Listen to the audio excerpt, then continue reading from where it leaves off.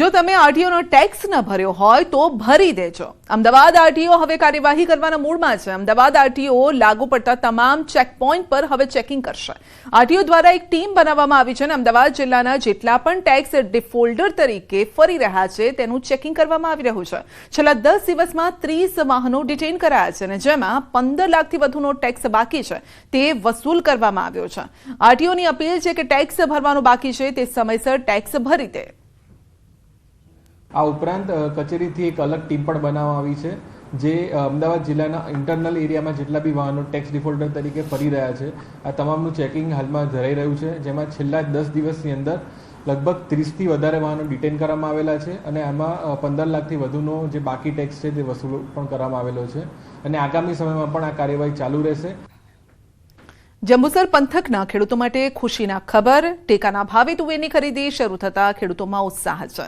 વહેલી સવારથી જ ખેડૂતોએ લાંબી લાઈન લગાવી અને સરકારી ટેકાના ભાવે તુવેર ખરીદી શરૂ કરતા ખેડૂતો પોતાના ખેતરમાંથી તુવેર લાવીને પહોંચી રહ્યા છે।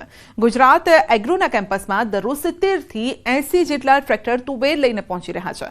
અત્યાર સુધીમાં અંદાજે 23,000 બેગ જેટલી તુવેરની ખરીદી થઈ ચૂકી છે।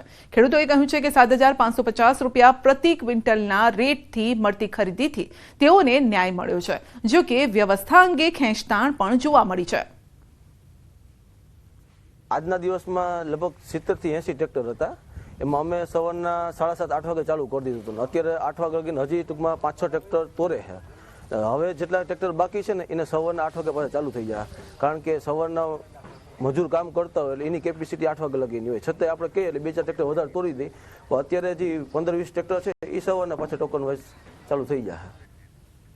સુરેન્દ્રનગરના વઢવાણ શહેરમાંથી પસાર થતી ભોગાવો નદીમાં સફાઈના અભાવે ગાંડીવેલનું સામ્રાજ્ય છવાયું છે। ધોળીપોળ પુલથી નીચે છેક નજર પહોંચે ત્યાં સુધી નદીમાં ગાંડીવેલનું સામ્રાજ્ય છે।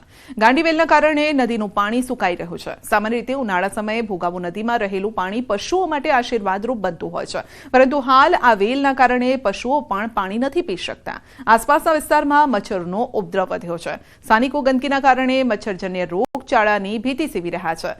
અસહ્ય દુર્ગંધથી સ્થાનિકો પણ પરેશાન છે। નદીની તાત્કાલિક સફાઈ થાય તેવી માંગ છે। ભોગાવાની